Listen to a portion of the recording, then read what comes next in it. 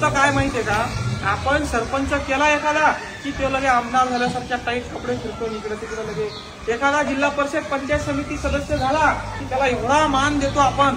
तुम्हाला सांगतो आजच्या काळामध्ये जो जेवढा जास्त मोठा गुंडा आहे, जो जेवढा जास्त हरामखोर आहे, जो जेवढा जास्त लबाड आहे, तो तेवढ्या मोठ्या पदावर आहे की नाही? बरोबर. यांच्याकडे पैसे ले करोडो नाही, यांच्याकडे पैसे कमवण्यासाठी राजकारणात येत नाही. त्यांना मान सन्मान लागतो. मान सन्मान कुठे आहे? खुर्चीत.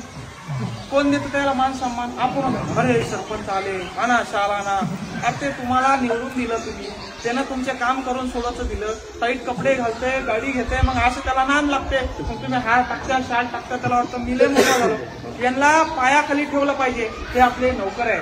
सरपंचाचा, पंचायत समिती सदस्याचा, जिल्हा परिषद सदस्याचा सत्कार करू नका, त्यांना मानच देऊ नका. जर तुम्ही त्यांना मान दिलं नाही, जर तुम्ही त्यांना खाली बसवलं. अमेरिकेमध्ये तसंच होतं. खासदार लोक पाहत नाही का तुम्ही?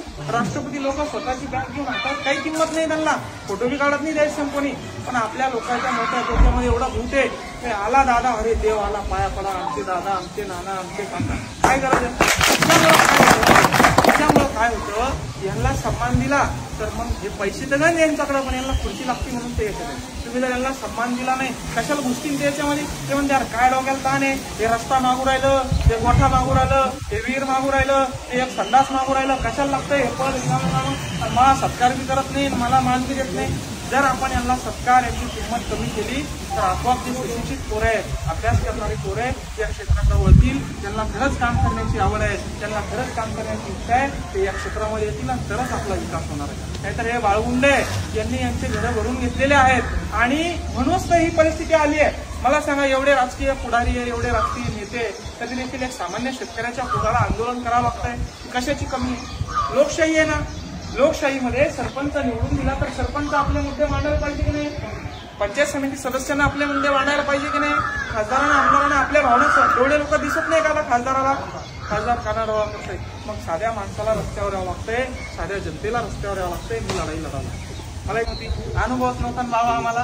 तिकडे एक सभा त्या डाव्यामध्ये, इकडे एक सभा संध्याकाळची त्या पैठणमध्ये, एकच गाडी, 4 पोरं गाडीमध्ये. काय माहित नाही, काय नाही, चालले इकडून तिकडं, तिकडून इकडं, काय नाही. तरी सुद्धा 1,56,000 मतदान दिलं. हे कर्ज तुम्ही मला दिलेलं आहे. मी आयुष्याच्या शेवटच्या श्वासापर्यंत हे तुमचं 1-1 रुपयाचं ऋण फेडण्याचं काम माझ्या या ठिकाणी करल. आणि माझी अवकाश नव्हती, एक सरपंच एवढं मतदान घेऊ शकत नाही. सन्माननीय मनोज दादा जरांगे यांनी केलेलं हे संघर्ष, यांनी उभं केलेलं हे आंदोलन आहे, त्याचं एक फळ होतं. म्हणून एवढं मतदान या ठिकाणी आपल्याला पडलं. असं म्हणणं का की पाठिंबा दिला असता तर निवडून आला असतं? निवडून येतच नव्हतं आपण.